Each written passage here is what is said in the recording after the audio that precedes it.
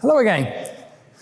I'm going to very briefly talk about this contraption. This is AMS, which is my acoustic modular synth. It's like any modular synth, where, if people know what that is, where basically you have a patch bay of leads, and according to how you patch it up, you get a certain type of outcome. But in AMS world, that's what this is called. In AMS world, you get only acoustic outcomes. So there are no, the synthesis is all acoustic, and any creation of sound and shaping of the sound is all acoustic.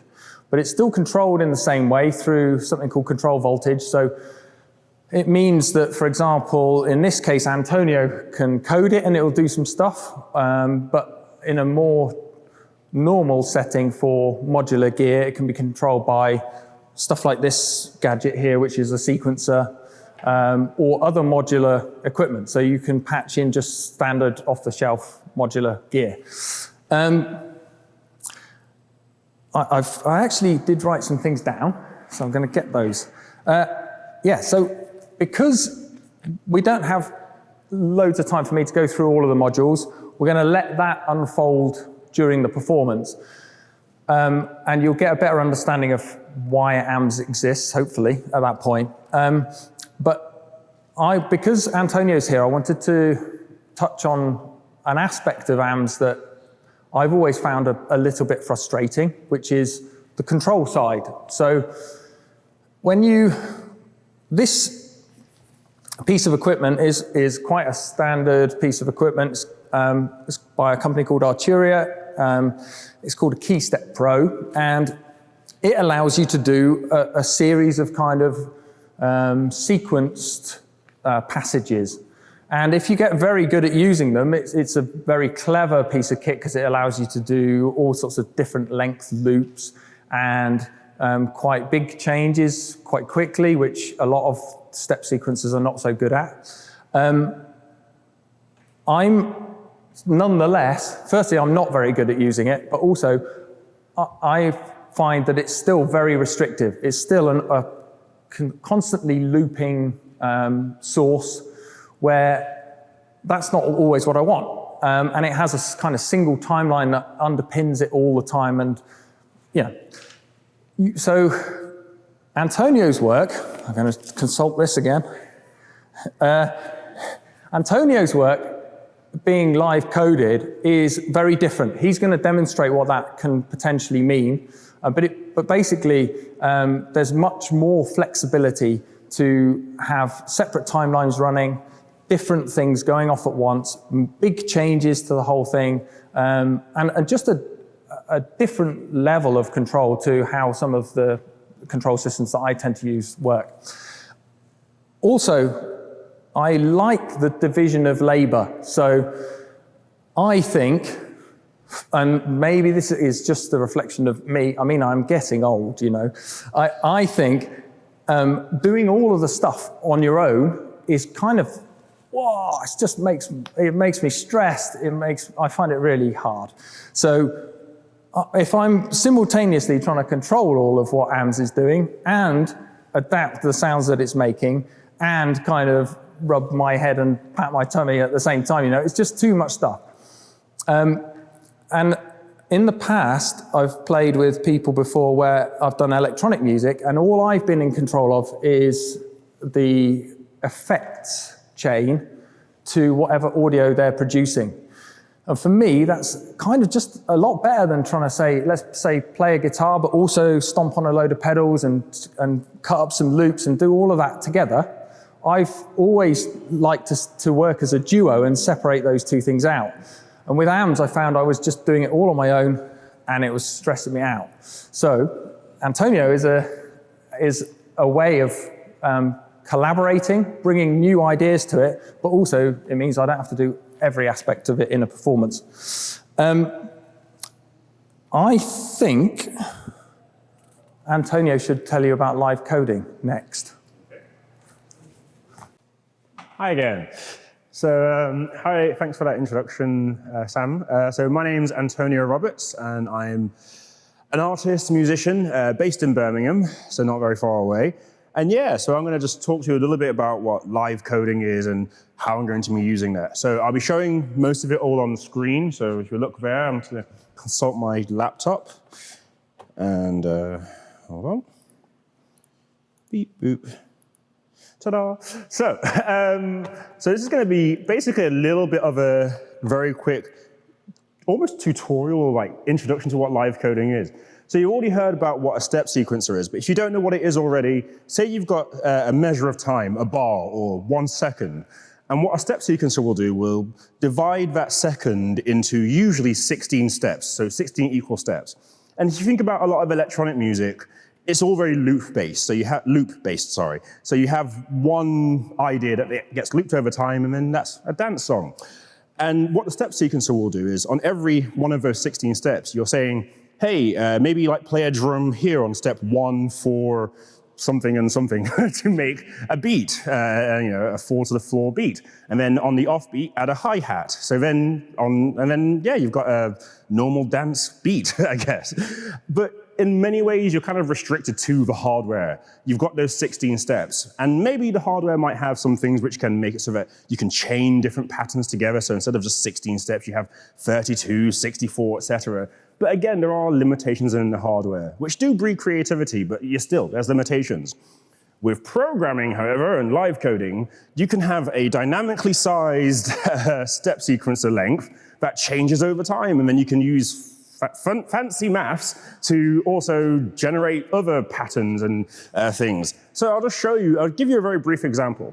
So the software that I'm using is something called Tidal Cycles. You can install it on your computer, or you can try at least, and it works with samples.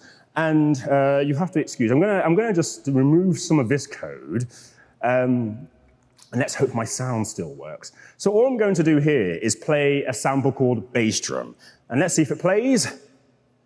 Yes, it does. You can hear that. So right now, roughly every second, we have a bass drum playing.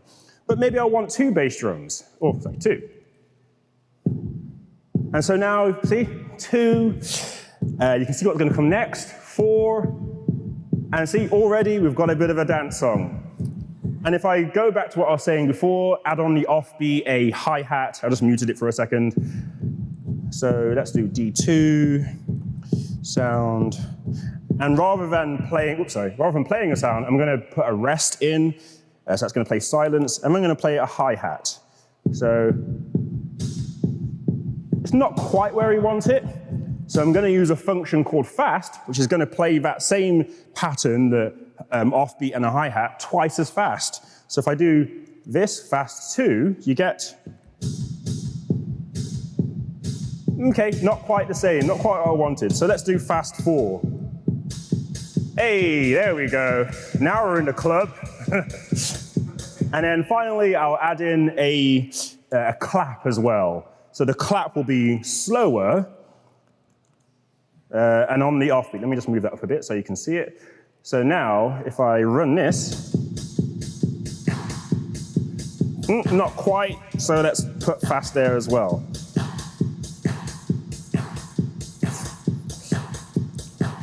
And that's quiet it.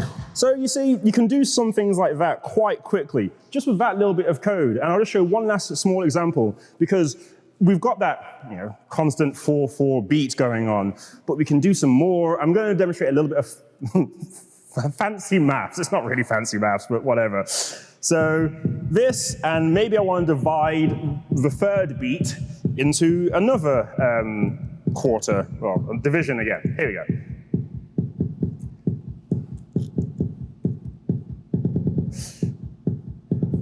And you see already we've got something that's changing. And the last thing that I'll show is, because right now I'm doing essentially what you'd have on a step sequencer. I'm inputting different events on a timeline.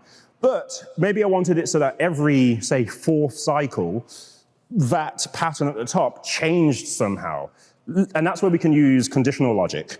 So I'm going to say, oopsie daisy, excuse me, every 4, so every 4th time that whole thing plays, I'm going to play it fast by a factor of 2. Let's play that. So first time, second time, third. Oh, we're on the fourth already. So 1, 2.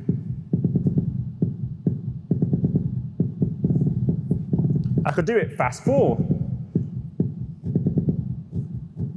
Wait. Fast 8. And I apologize for what's going to come next. Fast 64.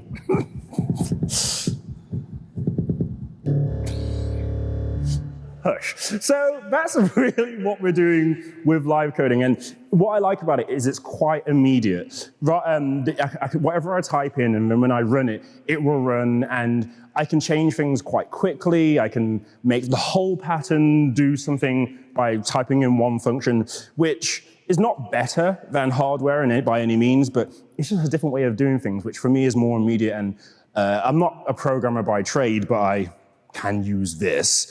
And you know, it's just new and exciting. So live coding really, as a practice, under the name live coding, it's only, I guess, been tagged that since, I guess, the mid-2000s, and I perform at these events called Algo Raves, and I've been performing at them since 2014. They happen all over the country. There's been a few happen in Birmingham, but most of the activity is in Sheffield and London, so do check those out. And yeah, and you can do a lot more with it. You can play musical notes, you can play lots of different types of music, and I'll just demonstrate a few things that I made earlier, which sound more quote-unquote normal. So if we go down here, I won't talk over this, I'll just play a bit of it.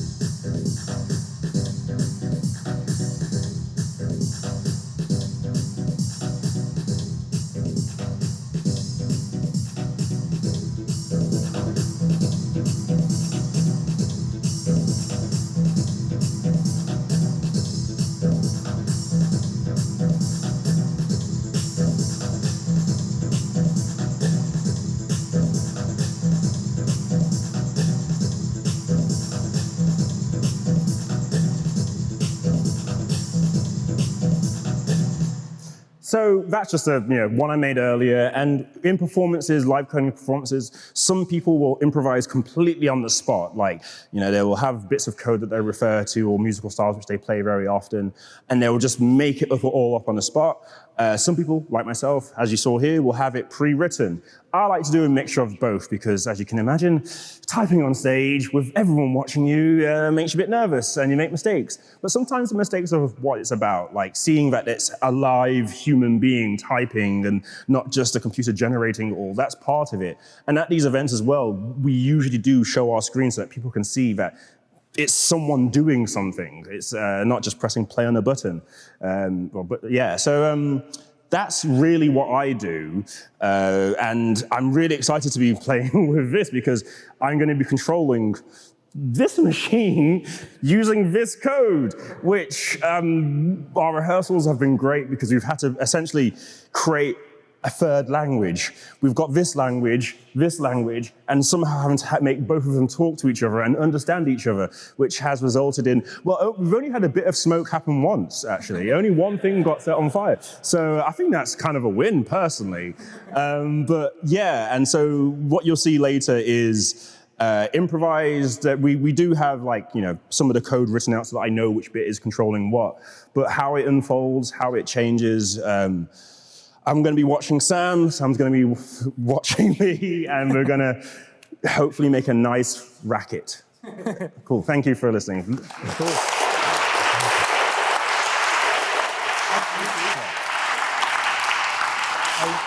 There you are. I wonder if anyone, before Antonio totally disappears, whether anyone has any questions for me or Antonio or both.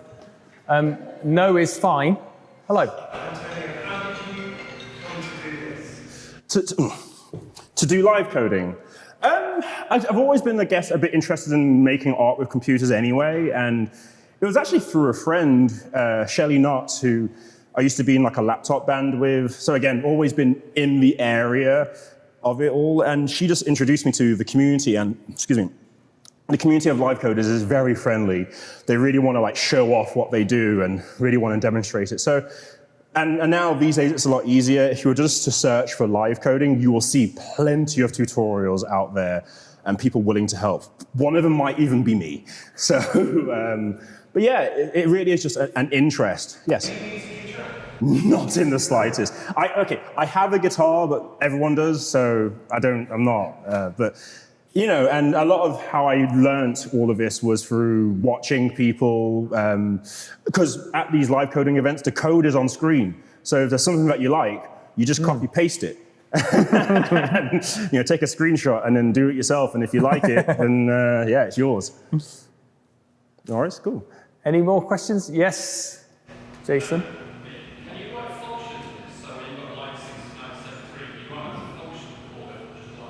Yes, so yeah, if you want a repeatable bit of code, you can write it as a function and then come back to it later. That is also a little bit beyond me because I'm also not a programmer by trade. Well, I do programming, but I didn't like study it. I do what I need to do to make this. So yeah, you can write functions. You had a question as well. The software is called tidal cycles. Yeah, tidals and waves, but there's lots of other ones out there. So this one is written in a programming language called Haskell. If you're a Python person, there's one called Vortex. There's another one in JavaScript called Strudel. What have you, there's ones for what you want to do. Any more questions? Yes?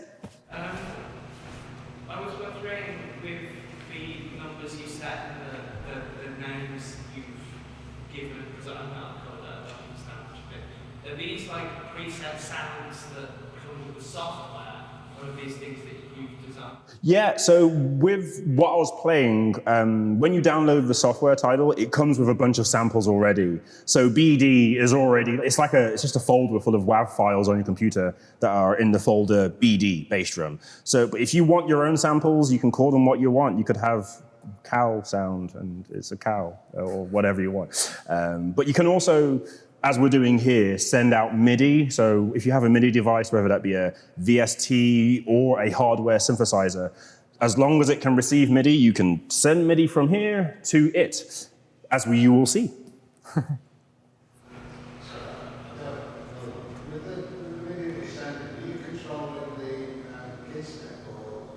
No. No. All of the, that's part of what we've been working on is how to interface between the live code and MIDI and this, because normally this only talks control voltage. So the key step is acting as a converter of MIDI to CV. Then we've got another MIDI to CV converter, and then we've got one other thing which normally runs on MIDI and outputs DC for motors and things like that. So a combination of those things has resulted in a 10-channel MIDI spec that we use across the board, basically. And with MIDI as well, what's been the conversion process is that, of course, with MIDI, you're usually sending out musical notes, you know, letter, note G, 4, whatever. Not so with this machine.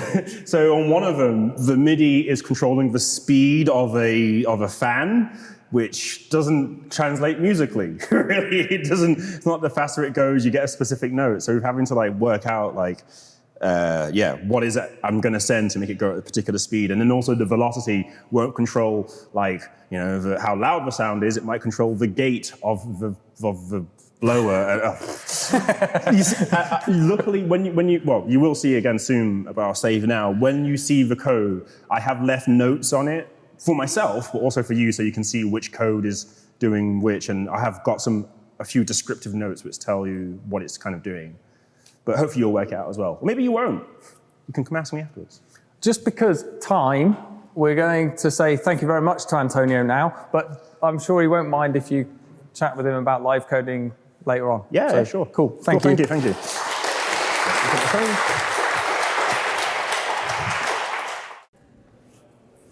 Hello, everyone. We're going to try and do a performance now. I'm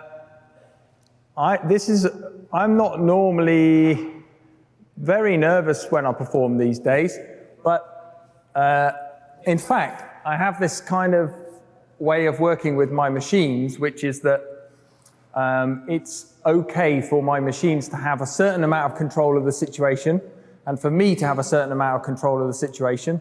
We each have what on a PhD you would call agency.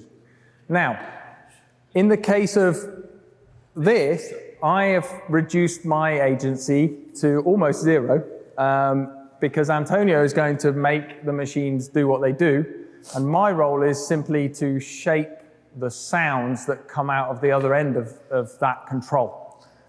So for once, I am quite scared of this performance, but we're going to give it a go. Shall we? Yeah, it is quite quiet, so if you want to come closer. Generally speaking, quite a lot of it is quite quiet. Feel free to come up or whatever as we go through the set. Cool?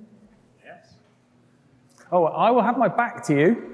All of the code that Antonio writes is there, and you'll also have view of the machine and stuff doing its stuff there.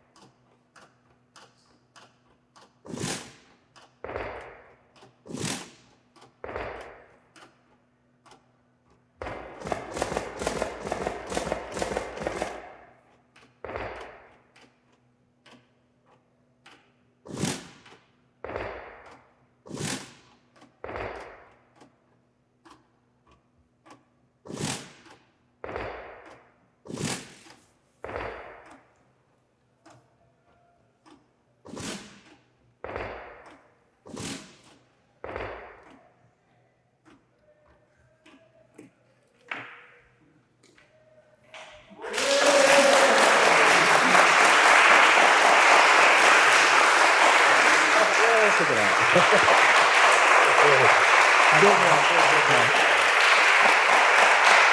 Thank you very much.